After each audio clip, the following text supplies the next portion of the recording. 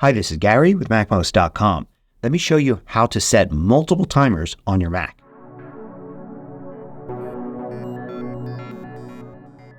MACMOST is brought to you thanks to a great group of more than 1,000 supporters. Go to MACMOST.com/Patreon. There you could read more about it, join us, and get exclusive content and course discounts. So you can now set multiple timers in the clock app on your Mac. You have to be using macOS Sonoma 14.2 or newer. So let's launch the clock app. And in the clock app, you've got the same 4 sections as before: world clock, alarms, stopwatch, and timers. If you go to timers, it doesn't look too different at first. You've got hours, minutes, and seconds here, and you can set it to whatever you want. So I could do 0 hours, 15 minutes, and 0 seconds. You could set a sound to play when the timer is over, or choose stop playing, which will stop the music or podcast app, so you can use it as a sleep timer. One difference, though, is a name field. Now you can name a timer. So for instance, if this is a timer for something I've got cooking, I can name it cooking here. And then you can start the timer. And then it looks like it did before.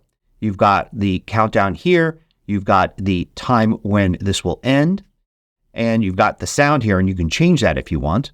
You've got this circle, and the circle will change as the time goes on.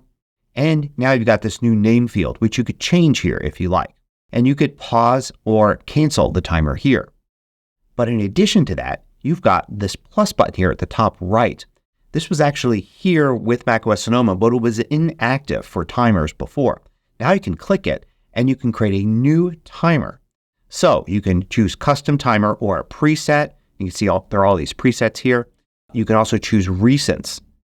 Let's choose custom timer, and it's going to allow you to create a new timer, but with a slightly different interface here.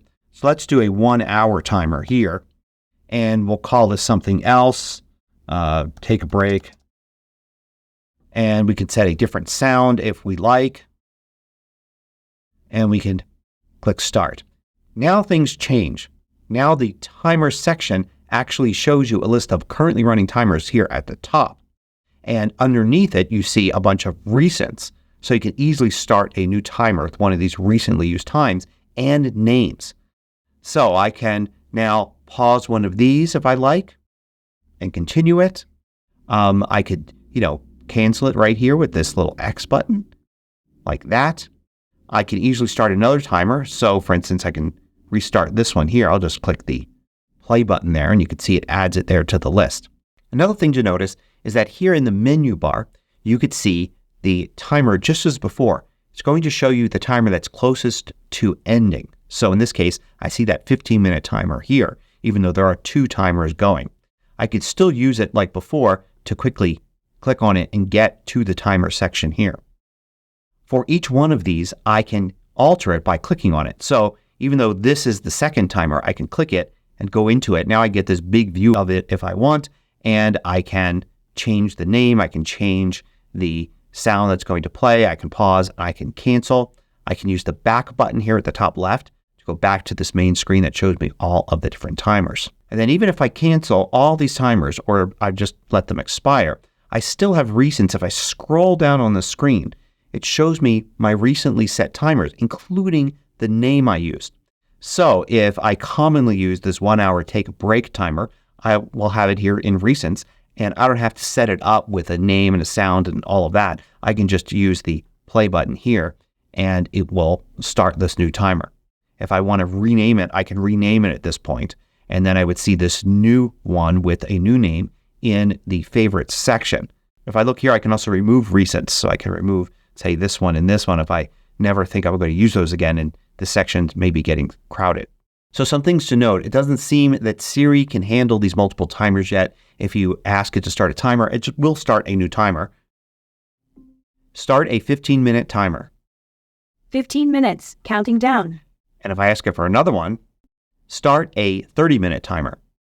There's already a 15-minute timer. So you can see here, it's not quite doing what I want it to do. I wanted it to create a new timer. Siri doesn't seem to understand that yet. So Siri is not up to speed on this, and neither is the Shortcuts app. If you try to use the started timer action in Shortcuts, it won't add an additional timer. It'll replace what's already there. Matter of fact, if you have multiple timers running and you use that shortcut, it replaces them all with the same time.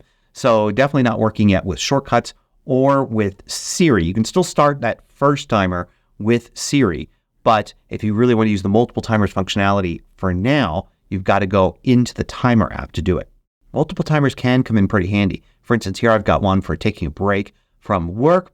I'm also timing something I've got going on in the kitchen, and I'm reminding myself that it's time to feed a parking meter, all with 3 different timers, which would have been impossible to do previously. This functionality was added to the iPhone and iPad with the update to iOS and iPadOS 17 earlier this year. So it's great to see that the Mac Clock app is now on par with those. Hope you find it useful. Thanks for watching.